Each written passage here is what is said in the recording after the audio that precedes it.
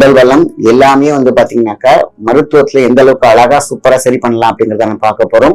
பல பேருக்கு கேஸ்ட்ரிக் தான் இன்னைக்கு வந்து மிகப்பெரிய ஒரு பெரிய பிரச்சனையா இருக்கு. அதுவும் hyper gastric.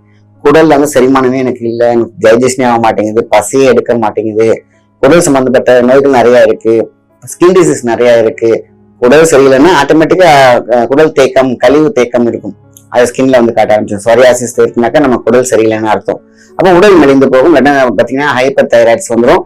So hypo thyroids வந்துடும். ஆட்டோமேட்டிக்கா இறங்கும் ஏறும், காத்துகள் உருவாக்கப்படும். அப்ப பாருங்க எவ்வளவு பெரிய விஷயம். குட்டி சின்ன விஷயத்துல குடல் நம்ம சரியான உணவை சாப்பிட்றது கிடையாது, அதுல ஆரம்பிக்கிறது தான். சரியான நேரத்துல சாப்பிட்றதுல அது ஆரம்பிக்கிறது தான். சரி, பிரண்டை உங்களுடைய வாழ்க்கையை பிரட்டி தரும், அதாவது பழையபடி அழகா கொண்டு வந்து தரும் அப்படிங்கறத பார்க்கலாம். பிரண்டை உப்பு, பிரண்டை துவையல், பிரண்டை தோசை, பிரண்டை சம்பந்தப்பட்டவங்க எதுவா இருந்தாலும் ஓகே தான். அந்த காலத்துல வந்து வாரத்துல 2 தடவை பிரண்டையோட துவையல் இருந்துகிட்டே இருக்கும். பிரண்டை துவையல் சாப்பிடும் பொழுது நல்ல